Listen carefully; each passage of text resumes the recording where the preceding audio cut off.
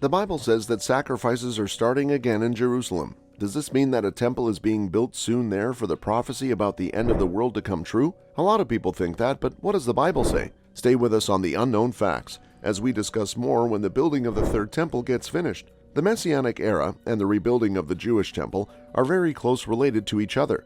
It is crucial that the temple be rebuilt because that is the location from which the Messiah, also known as Jesus, will rule the world and establish his reign as the capital of his empire. The rebuilding of the temple is also a sign that Israel's enemies have been defeated and are no longer in the land. There have been 2 temples built in the history of Israel, both of which stood on the Temple Mount in Jerusalem. This does not include the tabernacle, which was a tent that was used prior to the first temple. Solomon, the king of Israel, was the one who constructed the first temple. Nevertheless, it was destroyed in 586 BC after Israel was exiled to Babylon. The second temple, also known as Herod's temple, was initially constructed somewhere between 538 and 515 BC, and Herod later made significant modifications to it right before Jesus was born. This occurred just before the birth of Jesus. Jesus said that the Romans would demolish the second temple in 70 AD, and they did so according to Matthew 24, 1-2. Since that time, the temple has not been reconstructed. On the site of the ancient Jewish temple, the Muslim monument known as the Dome of the Rock was constructed in 691 AD. In 705 AD, a mosque was constructed on the site, and it underwent multiple reconstructions. The existing Al-Aqsa Mosque dates to 1033 AD. Because the Jews will never rebuild the temple anywhere other than the site of the ancient Temple Mount, it is impossible for it to be rebuilt until the Muslim structures on the Temple Mount are either demolished or the Muslims relinquish possession of the Temple Mount. If those Muslim structures hadn't been there, the third temple almost certainly would have been constructed at this point already, which is frequently connected to Ezekiel's vision of the temple as described in Ezekiel 40-44. Between the year 586 BC and the time that Zerubbabel and Ezra rebuilt the temple, a number of prophets from the Old Testament penned books during this time period. Haggai 1, 1-15 is an example of a passage that discusses the reconstruction of the Second Temple, because none of these preceding events signal the beginning of the Messianic Era or the Millennium. And now if the Third Temple is being built, how are the preparations for the temple is going on? The temple institution in Jerusalem has been making tools and other things for a third temple for many years. In 2015, they finished building an altar so that sacrifices could start up again, and they reenacted the Passover sacrifice. In 2017, they did a sacrifice near the Temple Mount, which was a controversial move that led to the arrest of some of them. In 2018, they were given permission to reenact the Passover sacrifice at the foot of the Temple Mount. The Temple Institute's plans to build a third temple passed a big test this week. Most people wouldn't have thought it would be cowed. So why did people send red heifers to Jerusalem? The Temple Institute was in the news when 5 red heifers were flown from Texas to Israel so that temple sacrifices could start up again. A Christian group in Texas gave these 5 red heifers, which are young cows that have not yet given birth. A heifer is a young cow that has not yet given birth to a calf. God said in Numbers 19, 2-10, that a special heifer should be sacrificed and that its ashes should be used to make the water of purification, which the priests had to drink before they could offer sacrifices. In the past, it was hard to find a red heifer with no marks on it. As a cow gets older, some of its hair may turn white or black, which made the rabbis refuse to eat it because it is flawed. The irony is that a Christian group is giving the red heifers. For the Jews, the red heifers are used to clean the priests so they can offer sacrifices in a future temple. This is to get ready for what they believe will be the first coming of the Messiah. But some Christian groups, based on what they read in 2 Thessalonians 2-4, think that the third temple must be built so that the man of sin can live there. So by giving the Jews the red heifers, they hope to speed up the end of the world. In a strange way, what they want to happen faster will be very bad for Jews and the rest of the world.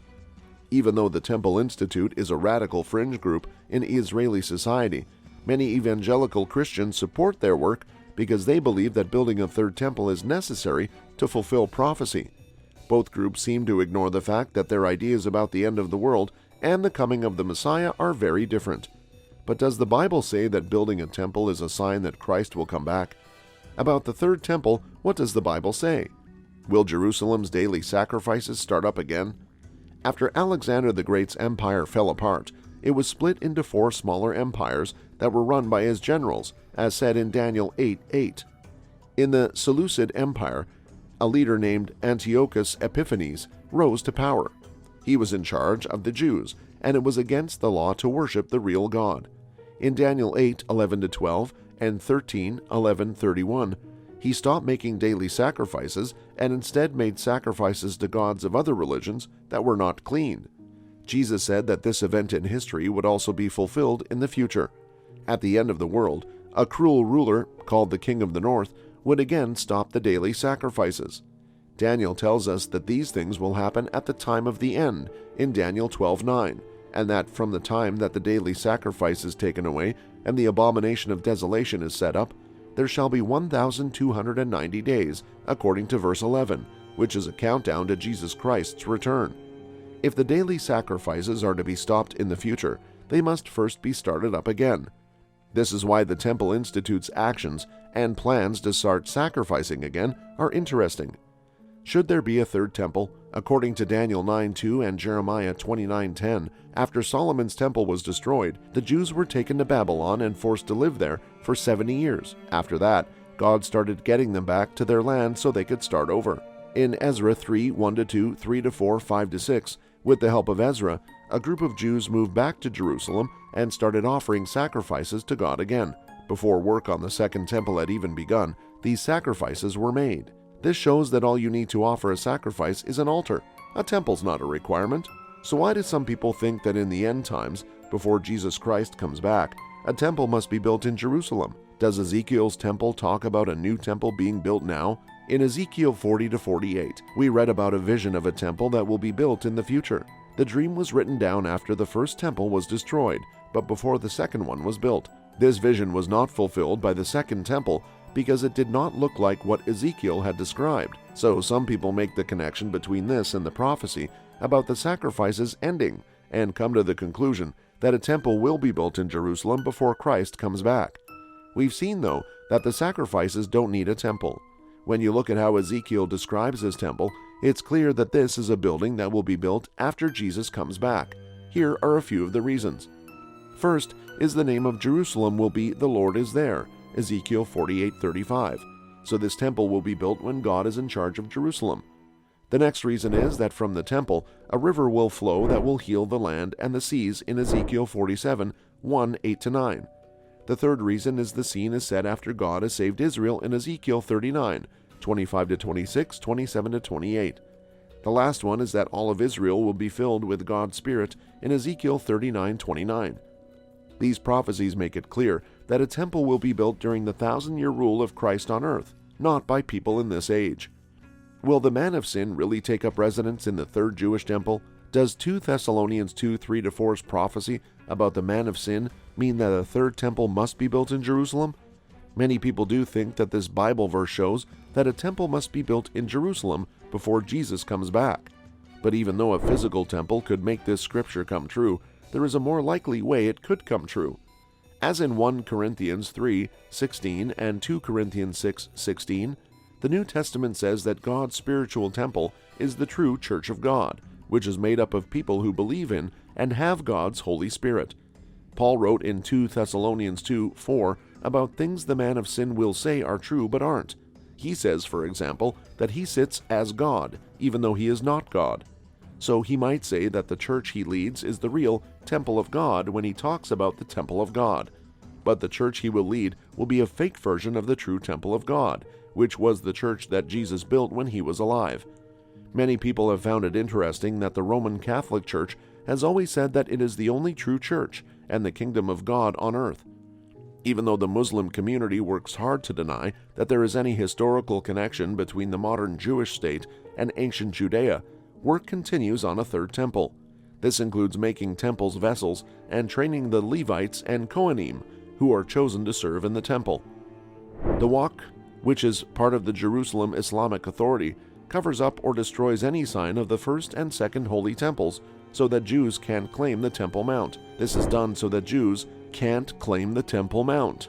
The Waqf, which is in charge of running the site, has dug up and thrown away ancient and valuable pieces of the temple in a public dump, not caring that they are destroying artifacts that have been around for thousands of years. Since 1967, when the Israeli government gave the Waqf control, the Waqf has worked with Israeli police to make it hard for Jews and Christians to worship on the Mount, and has sometimes even stopped them from going there. Even though the Israeli government lets the police enforce this unfair practice, Jews pray every day, "May it be your will that the temple is rebuilt quickly in our own time." Since 70 AD, when the Roman general Titus destroyed the last Jewish temple, they have done this. In the past few years, many groups have joined their prayers with actions. Chaim Richman, who is in charge of the Temple Institute in Jerusalem and whose office is near the Western Wall in the Old City, says that a temple in waiting has already been built. The Temple Institute is actively researching and preparing for the resumption of services in the Holy Temple, Richman told CBN News' Chris Mitchell. They are even making plans for the construction of the temple that meet the most modern standards. In fact, the Institute has already made more than 60 sacred temple vessels that will be needed for worship in the soon-to-be rebuilt temple. As we eagerly anticipate the return of our Messiah, it is thrilling to witness these developments unfold in the land of Israel in reference to the construction of a third temple. For the sacrifices, it can be easy to think that there must be a physical temple, but we should be careful not to force conclusions from the Bible when other options are certainly possible. So that was all about the video. Hope you find it informative. If you do, then please click the like button and subscribe to our channel. Press the bell icon for more updates like this. Thank you so much for watching, and we hope to see you in our next video.